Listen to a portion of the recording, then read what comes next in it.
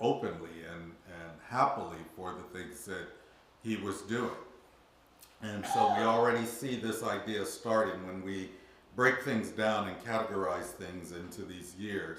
You know, this is a man-made breakdown. This is not something that God has called it in this way. It just helps us to see a trend as we're going on. So what we're about to do is we're going to conclude this year of popularity and go into this year of opposition. And you'll notice as it already has started, it will continue on where there's more and more dissatisfaction with the Christ, with his message. You may be saying, well, there's already that, right? From the beginning, almost there was some opposition. And so, yes, there was some opposition. We're just going to see it become wider and wider. During this year of popularity, we saw more and more people wanting to embrace this concept of he is the Christ. There were more and more people that were acknowledging him as the Christ. And so there is a shift that we'll note. So I just want to say that ahead of time before we go into that year. But before we do, we'll deal with one last passage. The blind man and the dumb man healed. And when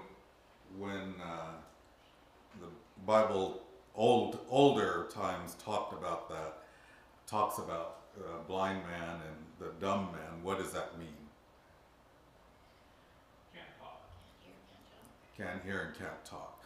Of course, that's old type of terminology. It's not popular in the modern world because it meant something to people before that it doesn't mean now, and so we take it more derogatorily now. Brother Tharp. You sometimes hear the term deaf and dumb. Just meant deaf and unable to speak. Other than that, we don't hear that in our... Indeed.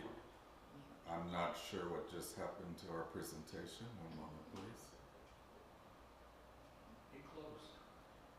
Yeah, it lost the signal actually, so we may be experiencing some more technical difficulties, but we'll bear with it. And if necessary, we'll go without the slides entirely. All right. Shall we pray? Let's see.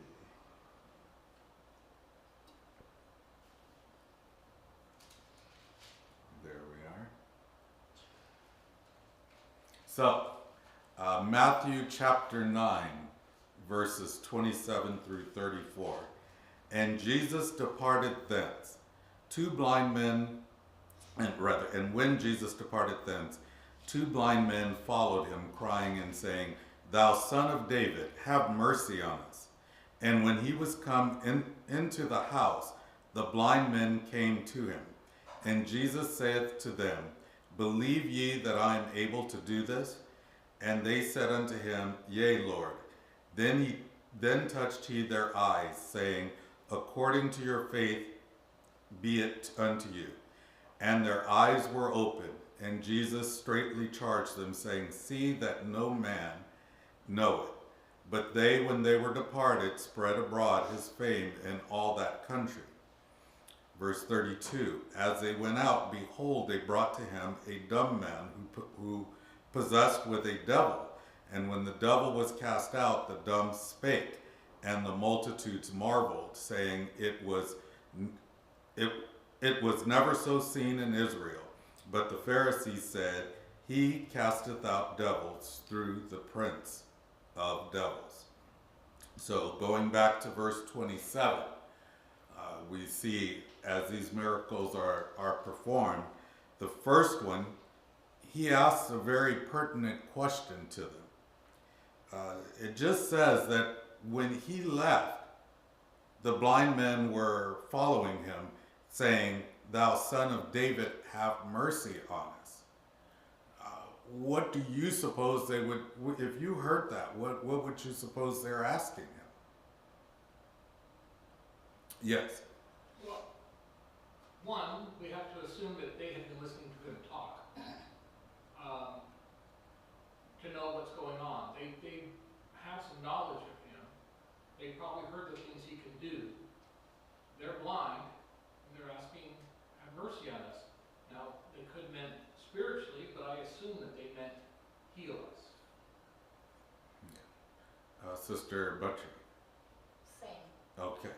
Yes, indeed. So when they're saying have mercy on us, they're saying Son of David. There's great significance in even how they're addressing him.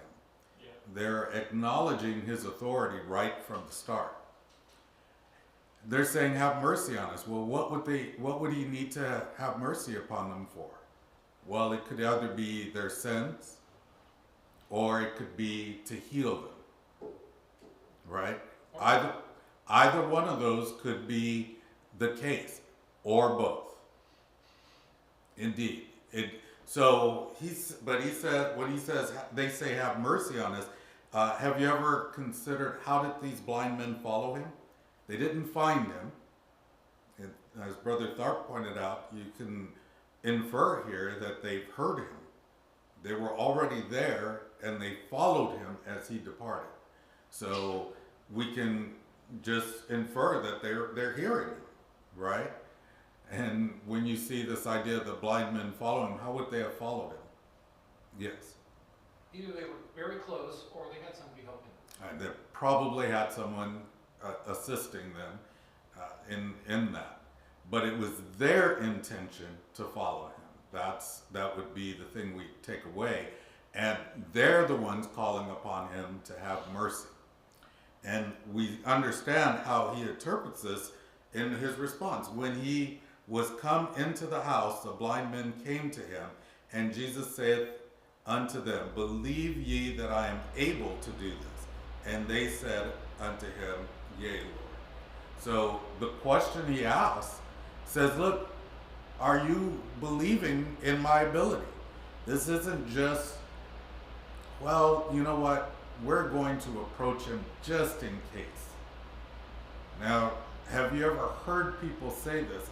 I've actually heard people who say, well, they don't know if there's a God, but just in case, they want to act in accordance to God's will, just in case. But God wants us to believe in him. He wants us to love him. Is it possible to love him without even truly acknowledging that he does indeed exist? If you exist, I love you.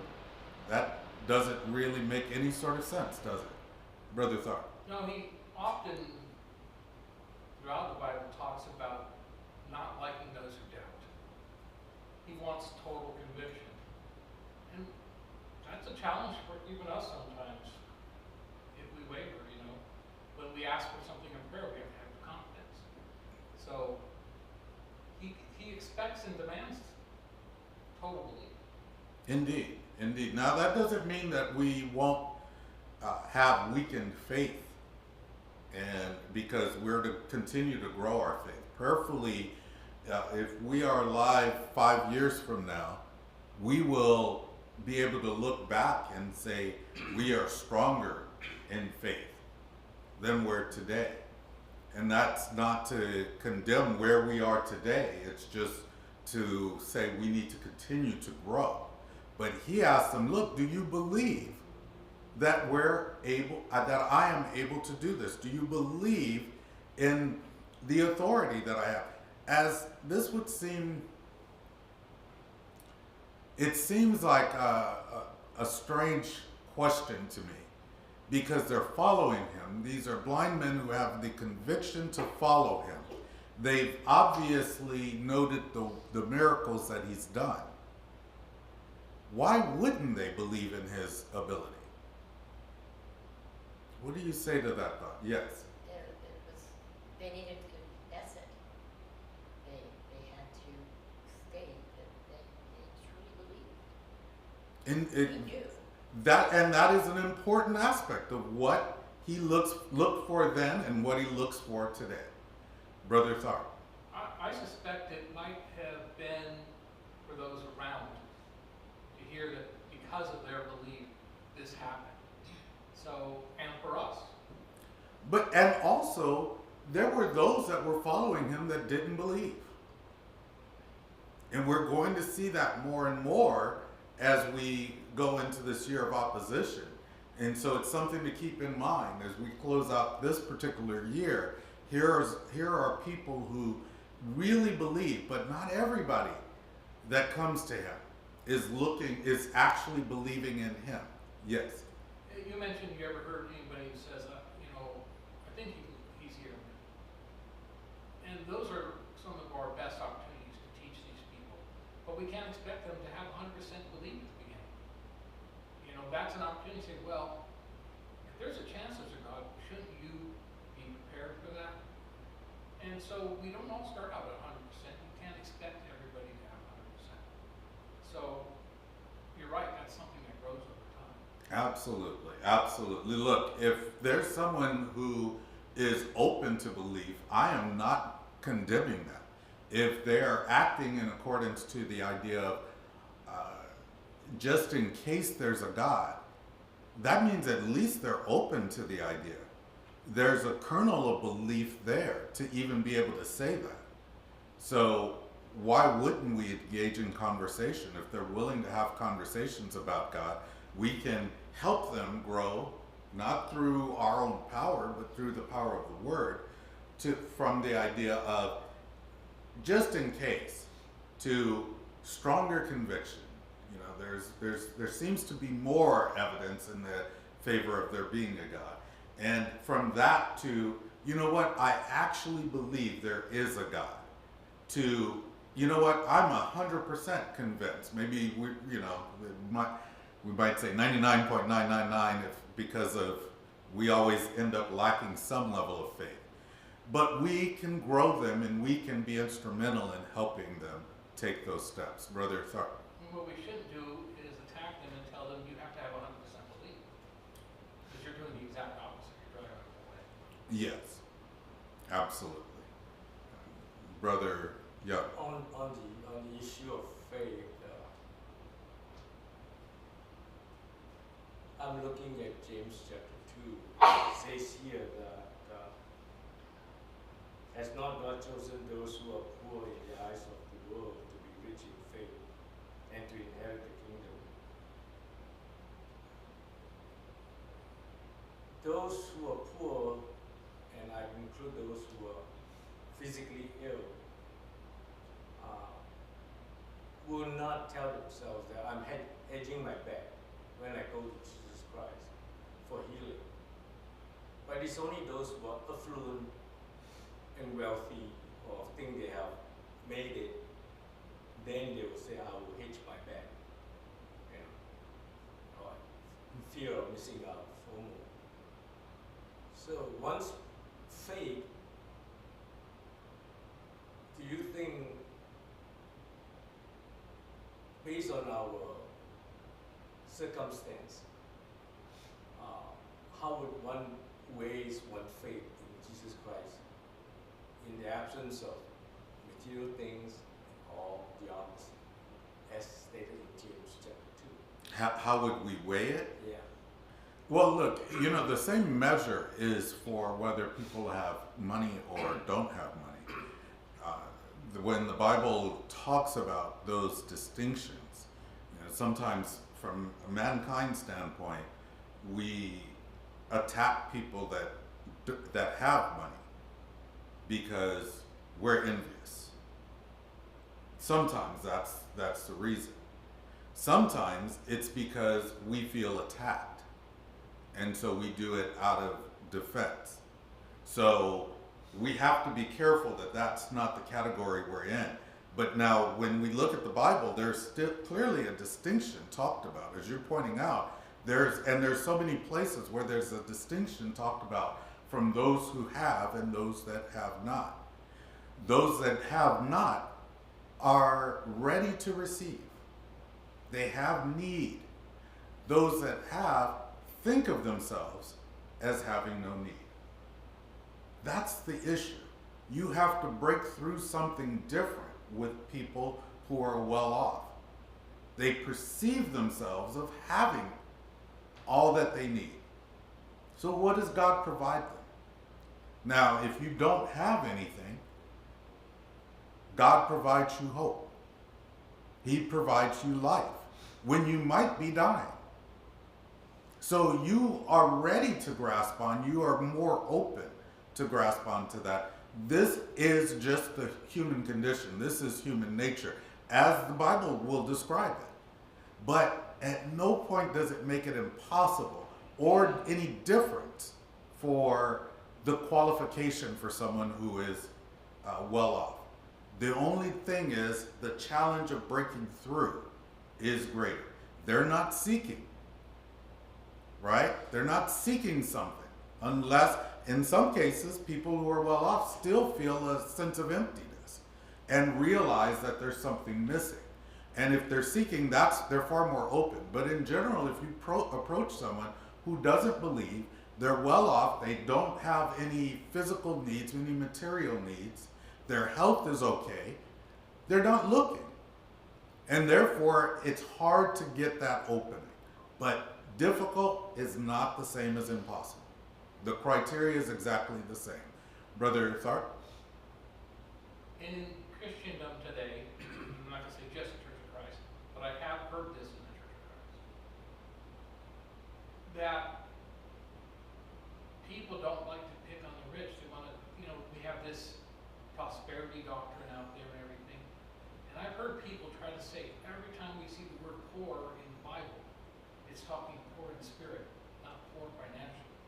And I think that's doing a real disservice because in this case, you can actually obviously see they're talking about people that are destitute. And we really should be careful about taking away the whole poor aspect because, like you said, it's a key. These people are open already.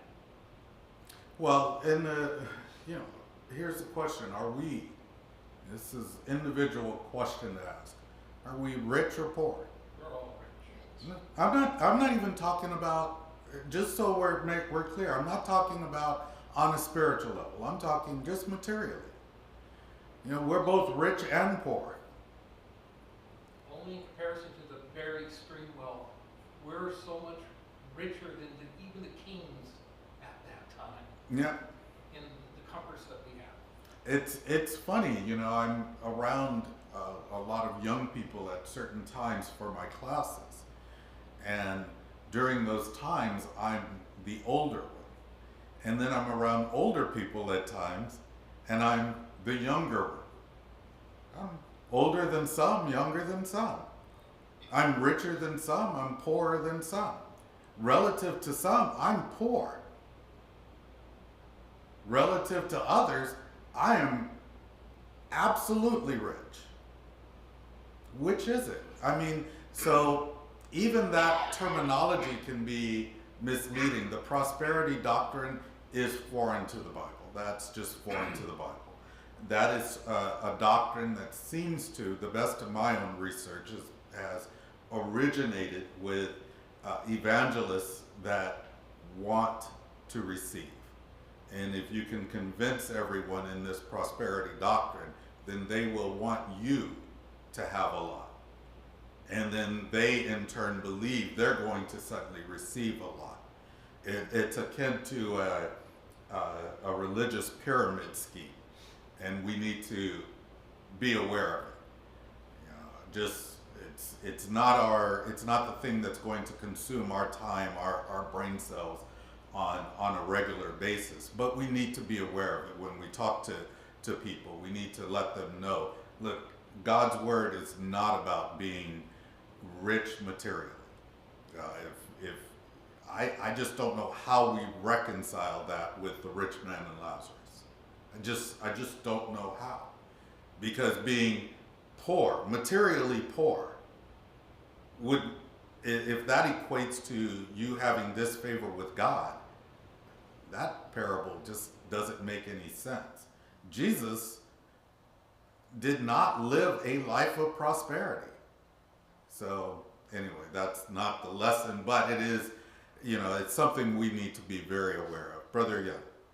Well, you bring in prosperity gospel.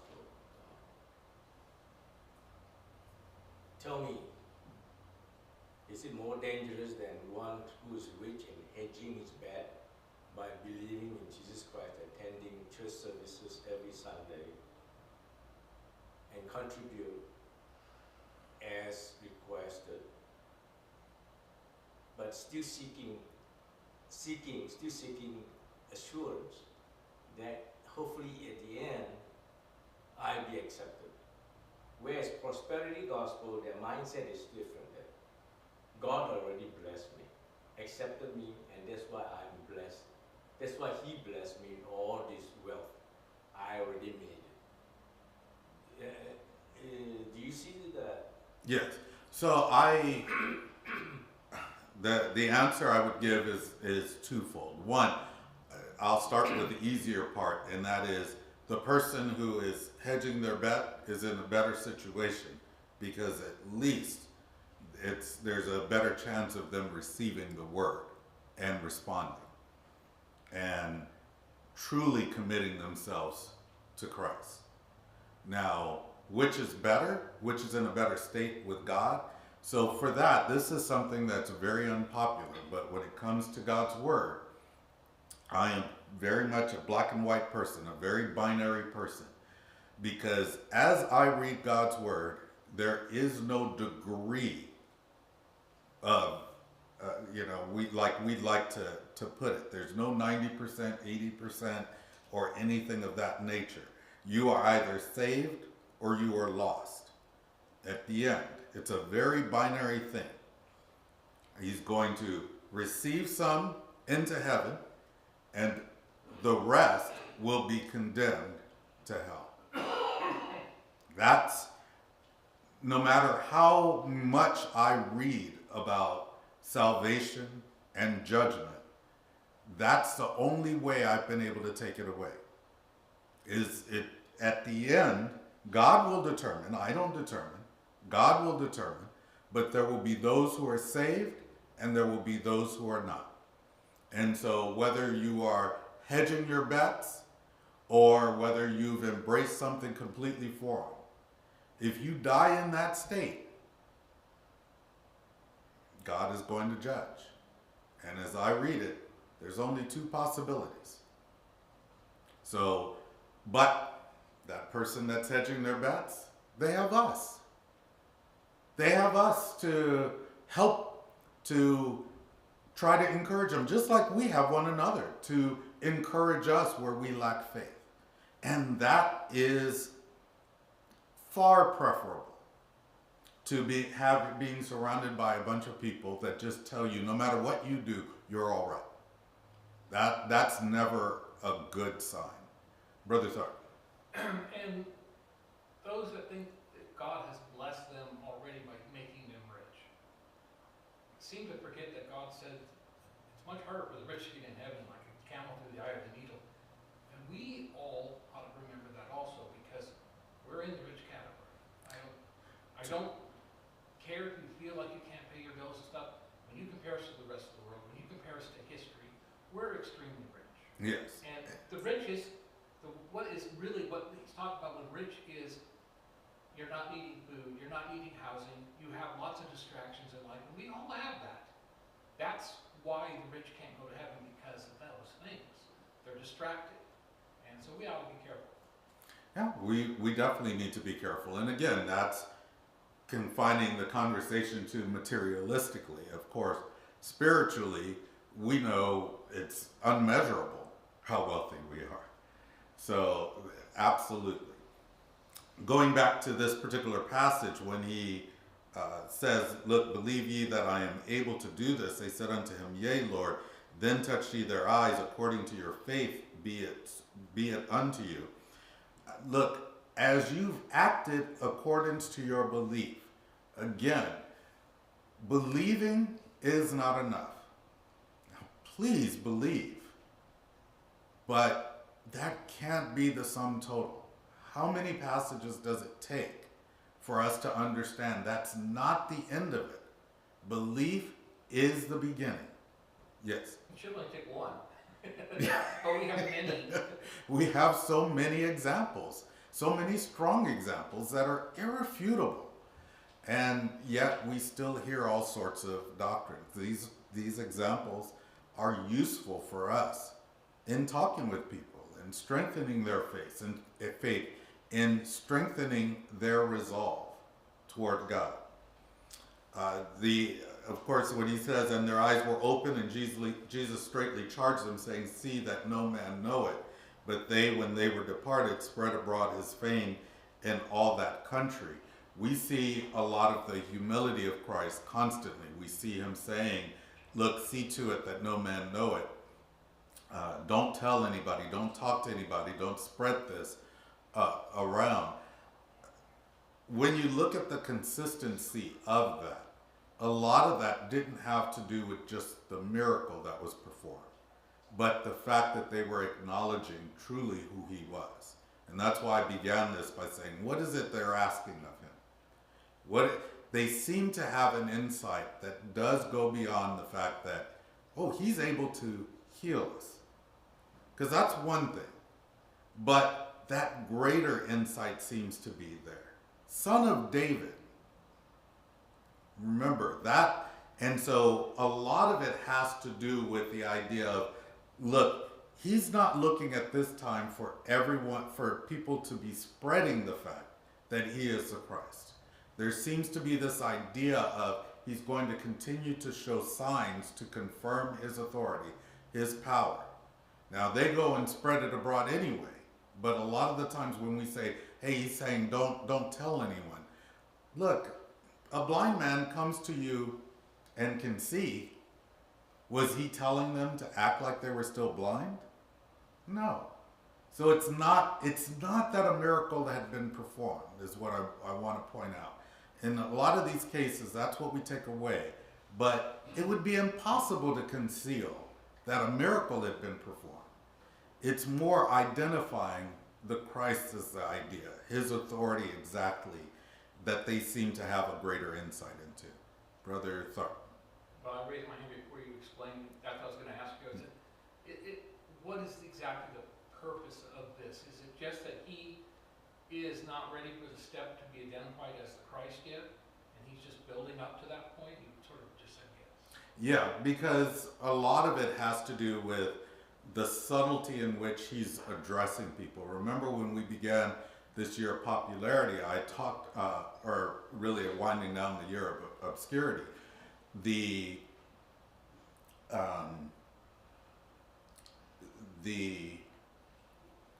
woman at the well, I'm sorry, she identifies exactly who he is.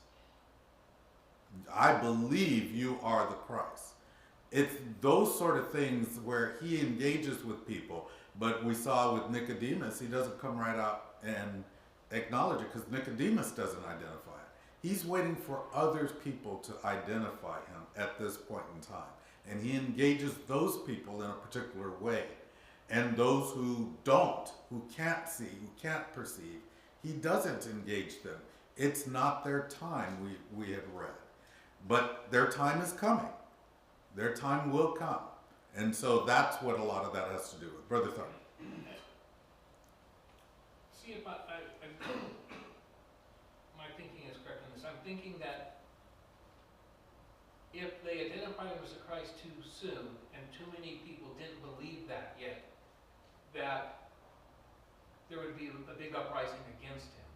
But if he slowly shows all these miracles, when he is finally identified as the Christ, they'll be more accepting. Is that what you think's going on here? I just think I'm hesitant to read too specifically. So yes, I think that. Now, as far as what I can say assuredly, is it wasn't the time, according to the Spirit. It wasn't the time.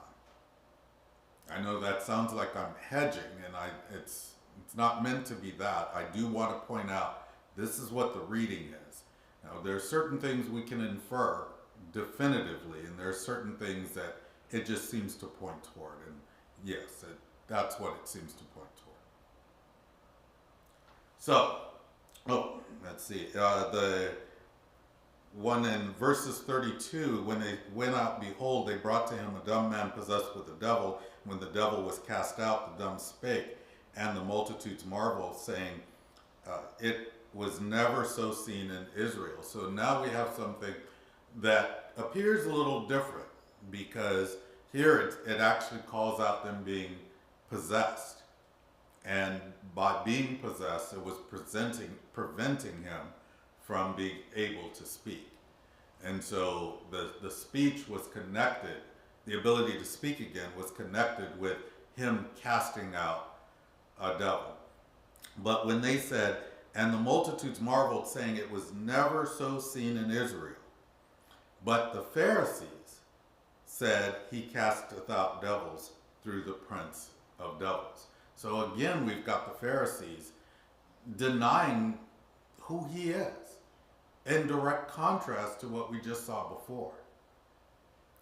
Didn't we see one just like this earlier? Yes. Where And he goes the whole divided kingdom thing? yes, and it's a little closer connected in Matthew, but it seems to be in time a little bit later that this occurs. So that's why we've gone back to Matthew 9. But remember, I said the order of these things is you know, we're putting it together. Sometimes putting a lot of stock in Luke's order of some things and the like, because he seems to be a little bit more technically detailed. So, but yes, and it was very close to here in 8 that we saw. Do you think they might be the same account, or are they different accounts? No, they're different accounts. They're definitely different accounts. Question. Yes. I was talking to Ty yesterday regarding what Jesus did during his time, all the good that he has done. And you have this group of religious leaders. I'm not sure whether during that time the word cult has come into use. Are they really a religious group, or are they just a cult? Because they are so set in their mind against Jesus that whatever good he does is not good enough. You will never convince them. But it just brings them to more rage and determination just to get it away. Yeah, it's a good question to ponder in this. The difference between us and a cult can be very subtle. It can be very subtle.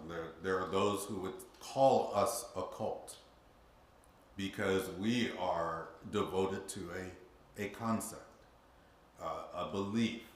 We are united in that belief. We act in accordance to that belief. We come together in accordance to that belief, and we're ready to die for that belief. How are we not a cult? Early Christians were identified as a cult, a branch of Judaism. Were they a cult? By purest definition of the word, I believe so. But I believe by definition of that word, so are we in that respect. Now, what's the difference? The difference is our calling is based upon God. We see the examples given by Gamaliel of real cult-like behavior and the coming and going, the passing of those things. And that's one thing I would say distinguishes us from a cult, would be that those things come and go. This has not come and gone. This has been here since the day of Christ instituted the kingdom, but even before that, this has been the road that we've been on. All the history of man, according to the Bible, and all of recorded history, this is important, all of recorded history, people would say goes back to 4,000 years. That's recorded history. Anything else before that is called prehistory. And they don't base that on the Bible, they just base that on writing systems. All of recorded history God has been in the picture, the Jewish nation has been in the picture, all of recorded history.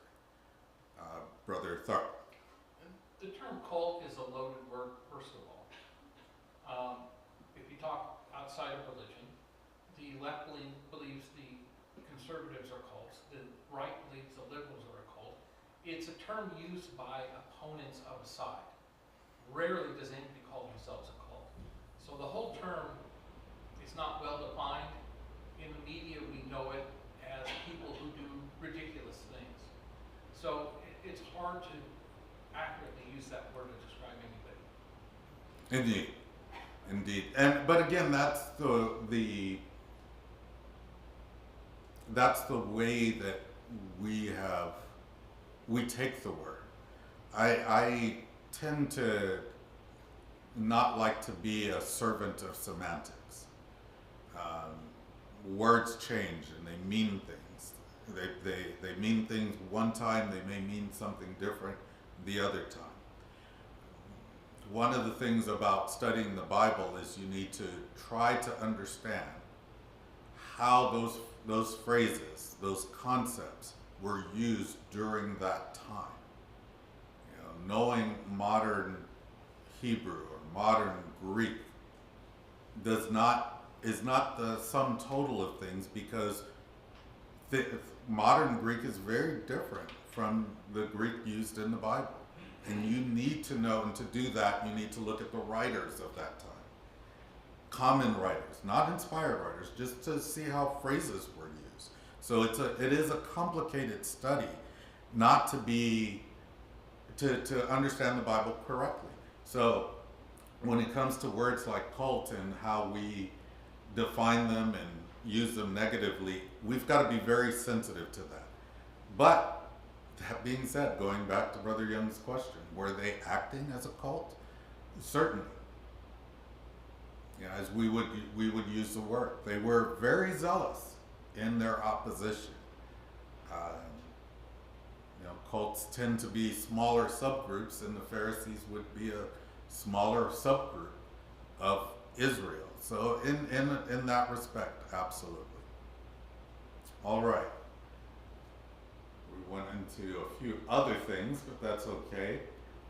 Next week, we will talk about this year of opposition. Finally, I thought we'd get into it today, but I got to the opening slide of it. Does that count?